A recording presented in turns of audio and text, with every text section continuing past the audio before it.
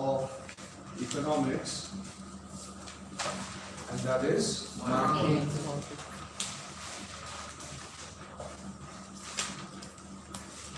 Now, what is market? Anybody of you? Anybody of you would like to explain as to what market is?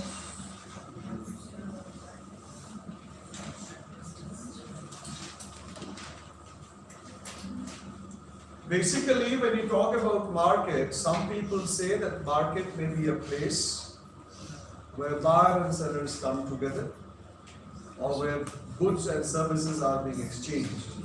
This is what market is.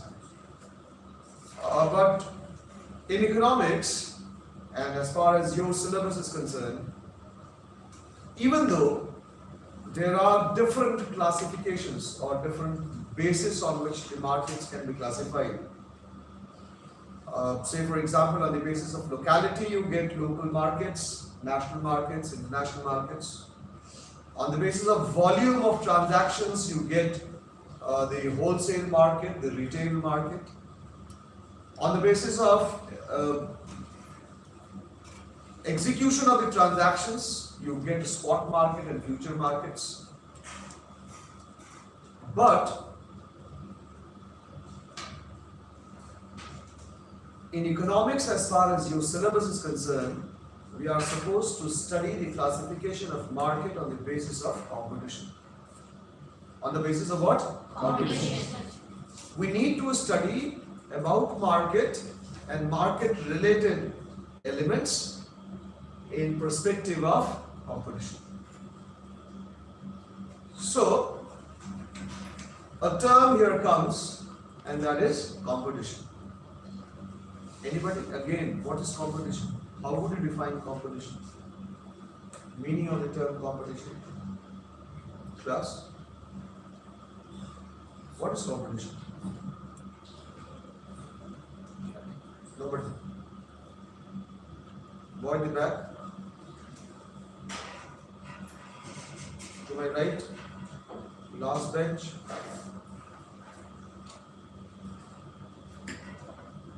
Competition is a feeling of superseding others. It's a feeling of superseding others. Competition is a feeling of doing better than what others are doing, performing better than what others are performing. Competition is something which is eternal to you. Competition has got no physical shape, size. It cannot be seen.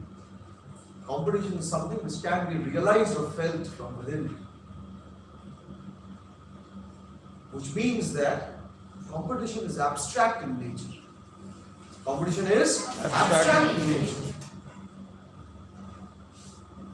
You can feel it, that there is competition.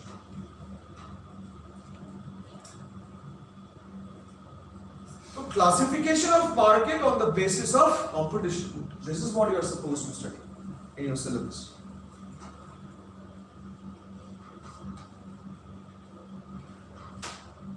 But prior to moving on to the different types of market on the basis of competition, we would like to understand as to what market is and what are the features of market. Am I understandable? Yes. Yes, sir. Or do I need to be in Hindi? No, sir. No, sir. Huh? No, sir. As I mentioned, you cannot confine market to a particular place. You cannot confine market to a particular place. Market is more than that place. Then what is market? Market is a system. Market is a system. Market is a mechanism. Market is a system. Market is a mechanism. Wherein different interested parties come together, they interact. And why do they interact? They interact for their mutual benefit. They interact for their mutual benefit.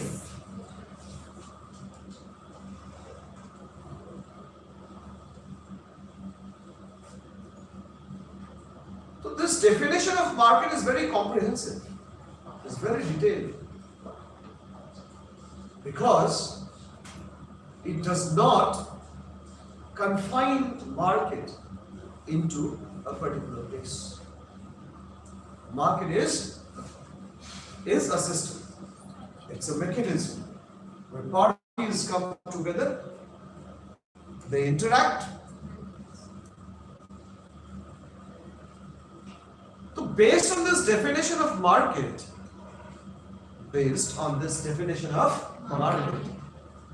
market has several elements. Market has several elements. Some of the important elements of market. Number one is buyer. Number two is seller. Number three is goods and services. Number four is price. Interaction. Right? So how many elements of market do we have? Five. One is buyer, second one is seller, third one is goods and services, fourth one is price, and the fifth one is interaction.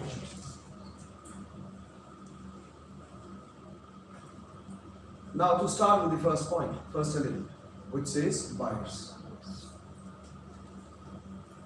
Buyers represent the demand side of the market. Buyers represent what? The demand side of the market. They are basically the consumers or the customers.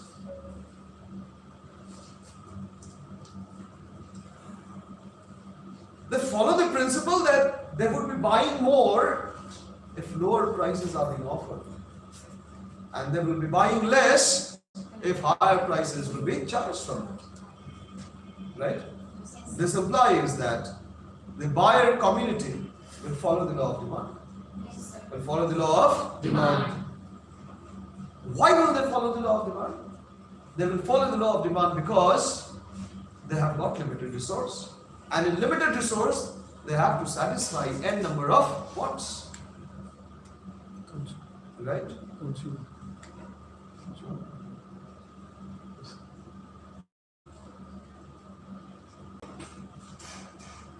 Now moving on to the supply side.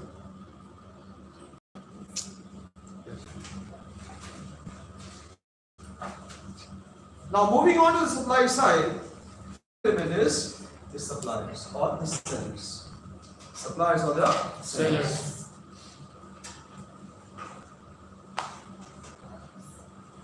The sellers are one who are responsible for making the goods and services available in the market. Are the ones who are responsible for making the goods and services available in the market. Had there been no supplier, had there been no seller, how come the demand side of the market be fulfilled? Was it possible? No, sir. The answer is no. Likewise, had there been no buyer, was there any use of any seller in the market? No, sir. Products. The sellers make their products available in the market only because there is demand in the market. They both complement each other. In fact, the buyers complement the sellers and the sellers complement the buyers.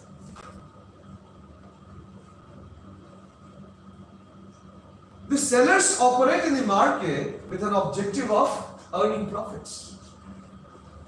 The sellers operate in the market with an objective of earning profits.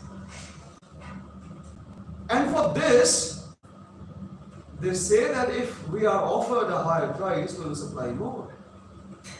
And vice versa. That is, if somebody is offering a lower price, they will be supplying less. They will be supplying less. Isn't this the application of law of supply? Isn't this the application of law of supply? What the law of supply says? The law of supply says that the higher is the price, higher is the quantity supplied, and lower is the price, lower is the quantity. The law of supply. But there are buyers. And why the sellers operate in the market?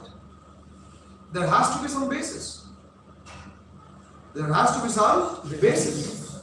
And the basis is goods and services. The buyers or the consumers or the customers, they demand the goods and services. And the same is being made available in the market by the sellers. So had there been no goods and services, what would a buyer and a seller do? Yes or no? Yes. Was there a need for a buyer and a seller in the absence of goods and services? No, sir. Was there a need for buyer and seller in the absence of goods and services? The answer is no. You would not have required any buyer and a seller had there been no goods or services. Right? Now again the question is, once there are goods and services available which forms the basis for the buyers and sellers to come together, they need to interact. They need to interact. The term interaction here means expressing their views, expressing their opinion to buy something and to sell something. Right? Interaction means coming together of the buyer and seller for the purpose of executing a transaction. For the purpose of executing a transaction. In the absence of interaction between buyer and seller, there cannot be the execution of transaction. You can't transact.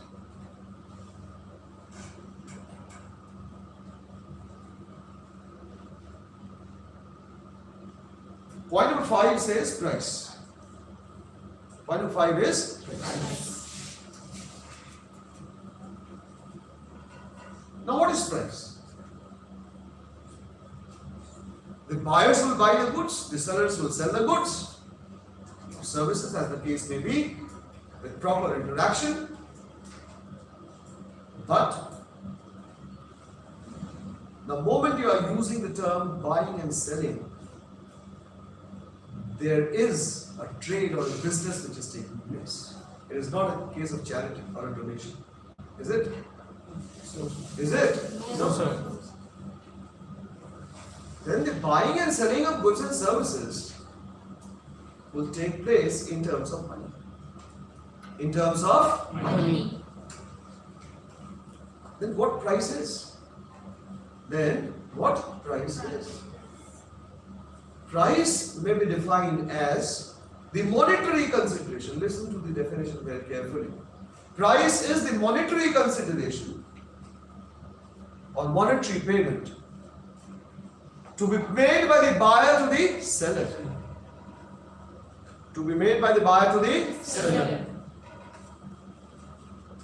For transferring the title in the goods.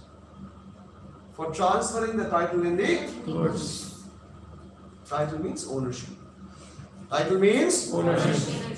You go to a shop as a buyer. A particular product has been tagged at rupees 500. You pay rupees 500 for that product. Once you make payment of rupees 500 for that particular product which you are supposed to buy, who becomes the owner? Is it you or still the seller remains the owner? Us. Yani ki the buyers become the owner. Why do they become the owners? Because they have paid the monetary consideration for transferring the ownership in the goods to the buyers. The price is nothing but the monetary consideration which is to be paid by the buyer to the seller for what? For transferring the ownership in the goods. For transferring the ownership in the goods. But again,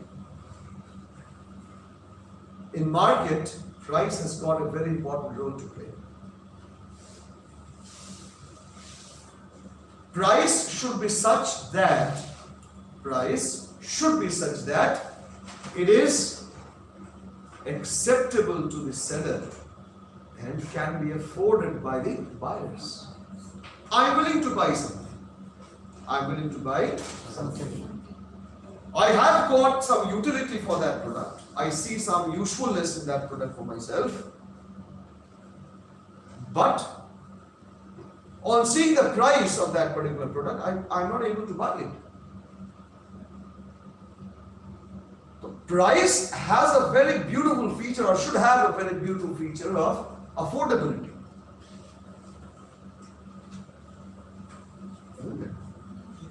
When you talk about price, acceptable to the sellers, what does this mean? If you offer a seller a price at which it is very difficult for him to earn a normal profit also, or that price will not offer him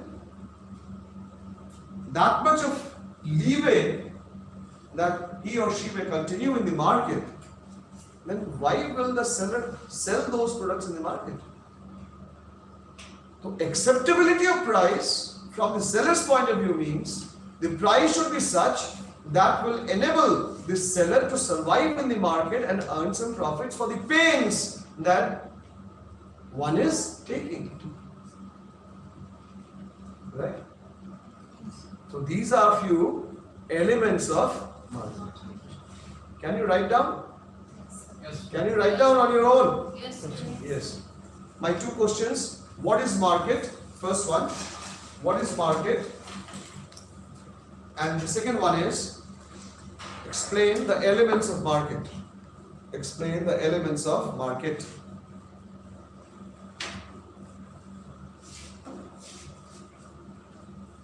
Write down.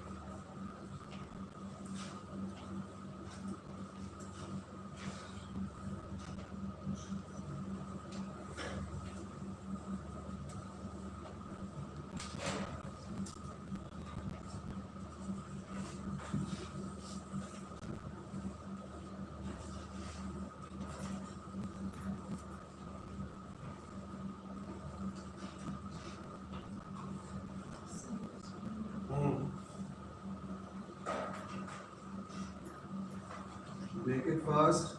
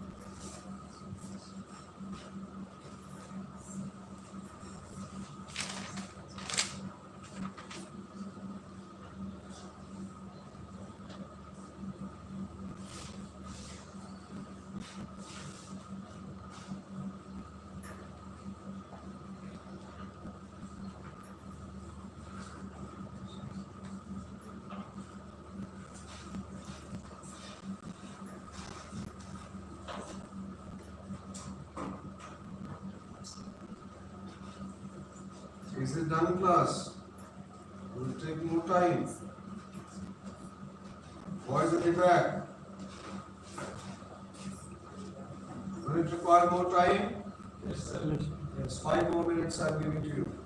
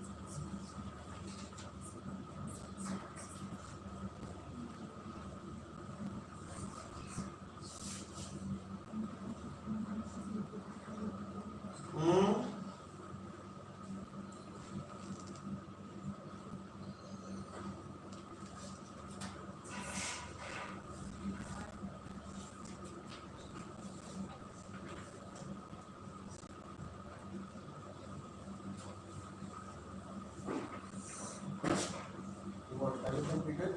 Yes, sir. What is market? Market is a place where buyers and sellers are present for their mutual This is what I said. The market is not a place. Market is a system. Market is a mechanism. You cannot confine market to a place. Market is much more than a place. Right? It's a system. Wherein all those parties who are interested, they may interact. Why will they interact? For their mutual interest. That's it.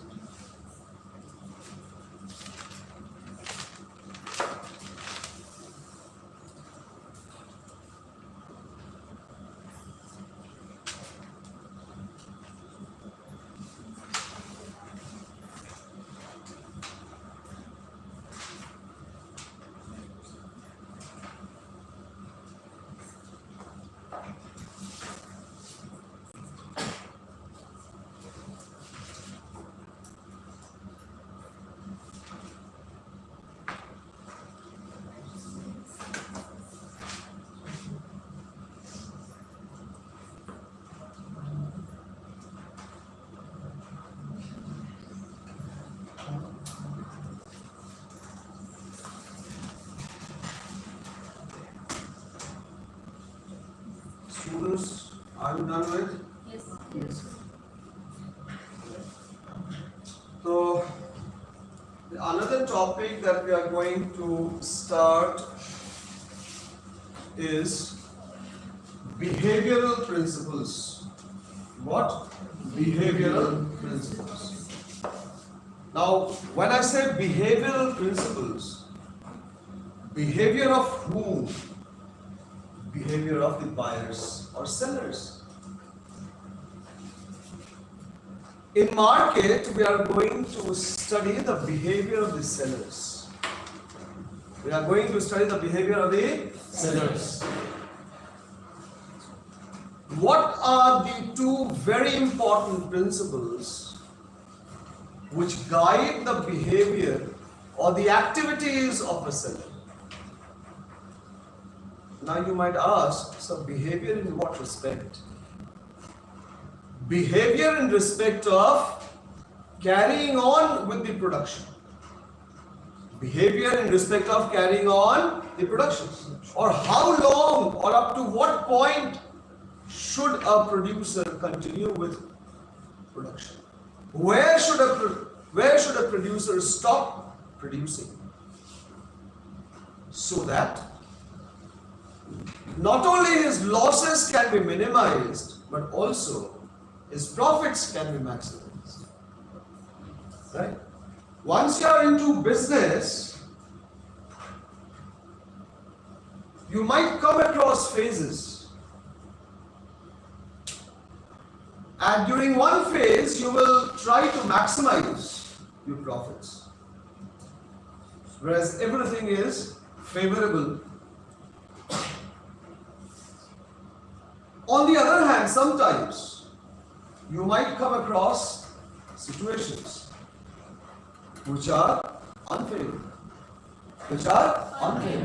Where survival itself is a question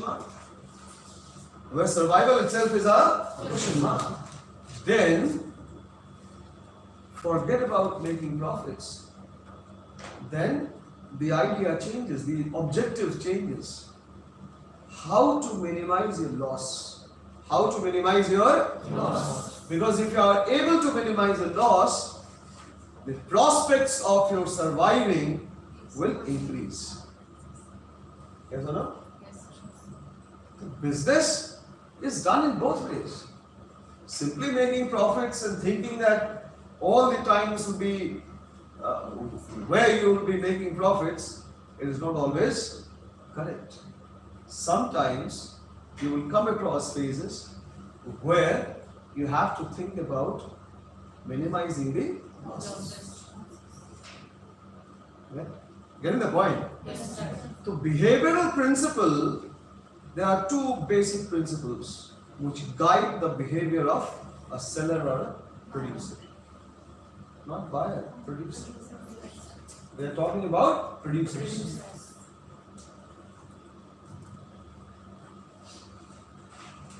So one is total revenue, total cost approach.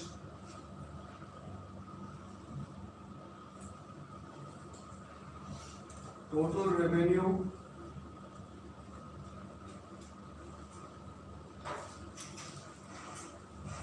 total cost approach,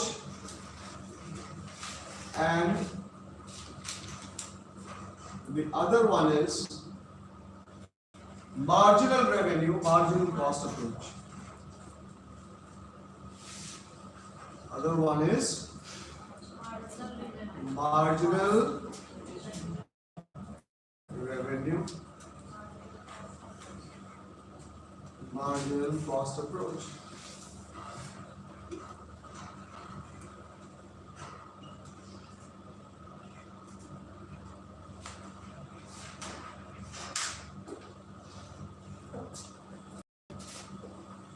Now, what is total revenue and total cost approach? What it says? We are trying to find out producer's equilibrium. What we are trying to find out? Producer's equilibrium. Producers. Means point or situation where producers are optimizing the level of profits.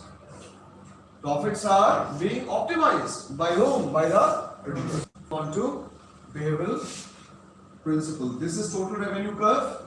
Huh? It has a direct relationship with the output and revenue. As you go on increasing the output, the revenue also rises. Now you are having total cost. This is which? Total cost.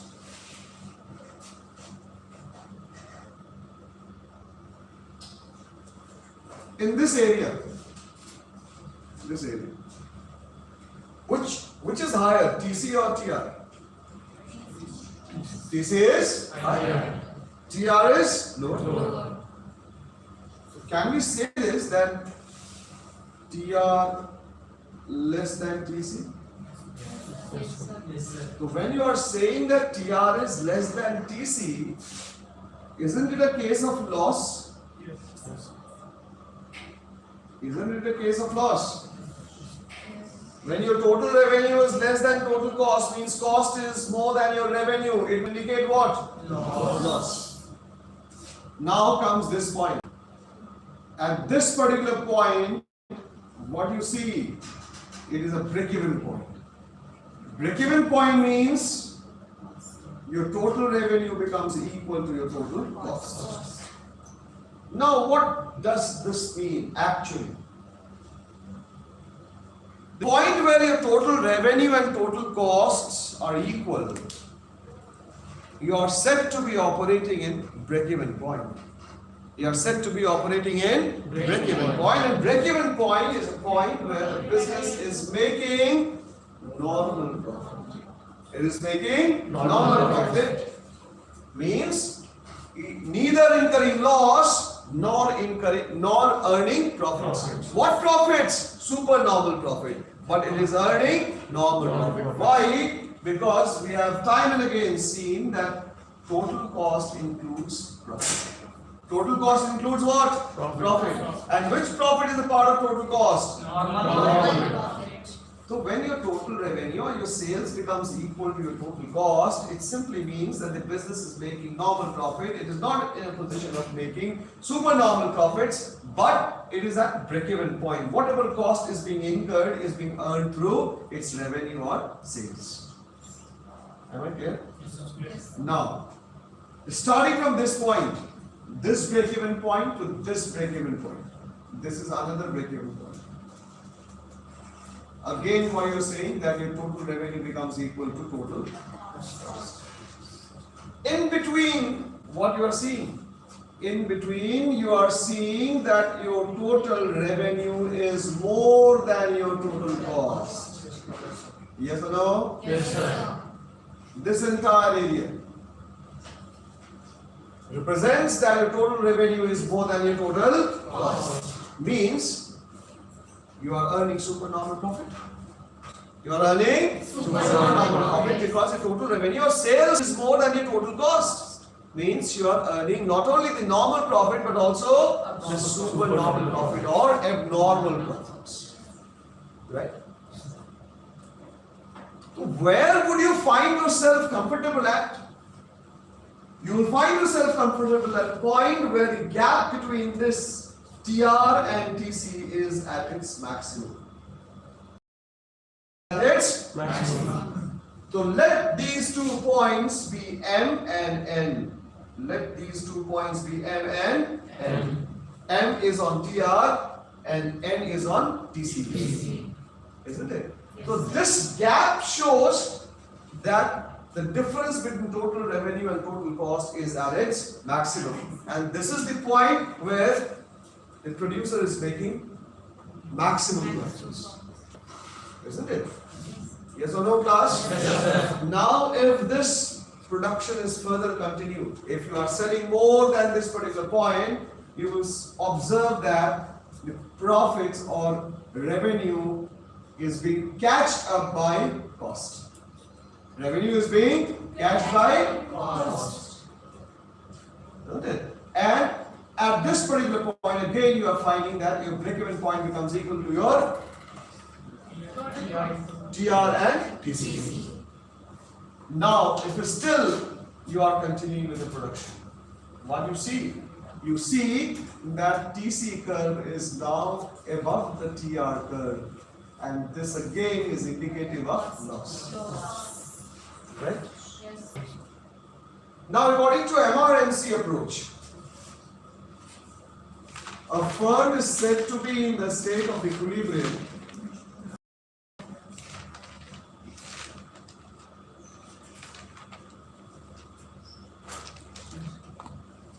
in the state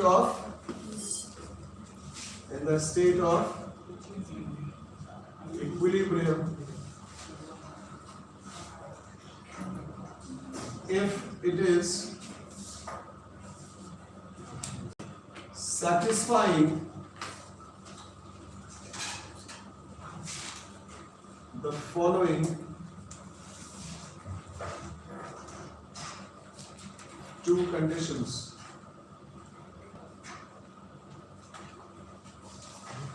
At the same time. Two conditions at the same time. Now, what are those two conditions? Number 8. Marginal revenue should be equal to marginal cost.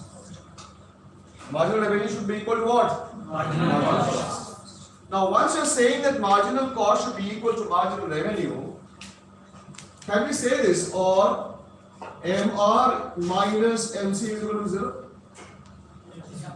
Marginal revenue minus marginal cost is equal to 0. When this will happen? When this will happen? This will happen at a point where the two curves are intersecting each other. This will happen at a point where the two curves are intersecting each other. I am writing this for you.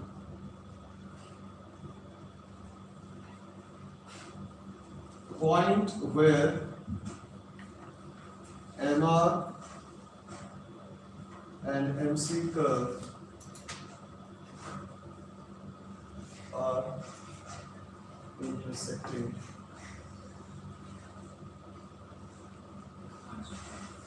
each other.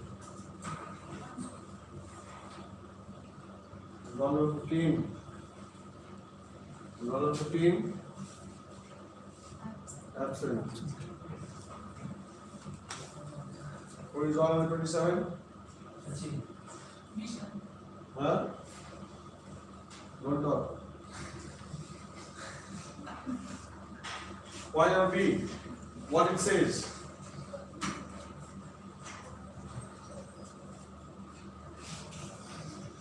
Marginal cost curve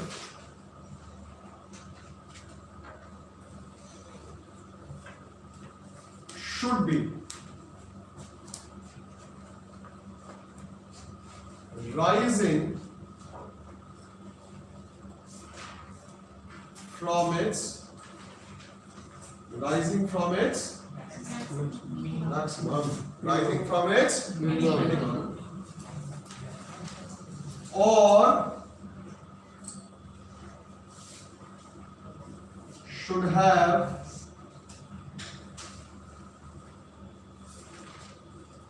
a positive slope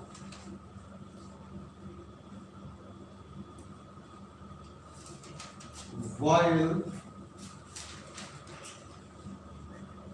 intersecting the MR curve. While intersecting which curve? MR curve.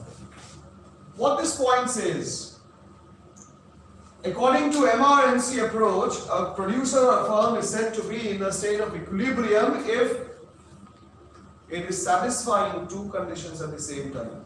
At the same time. दोनों condition same time पे satisfy होना चाहिए. This is the first sentence I am talking in. Which batch is this? BCom. BCom. Please.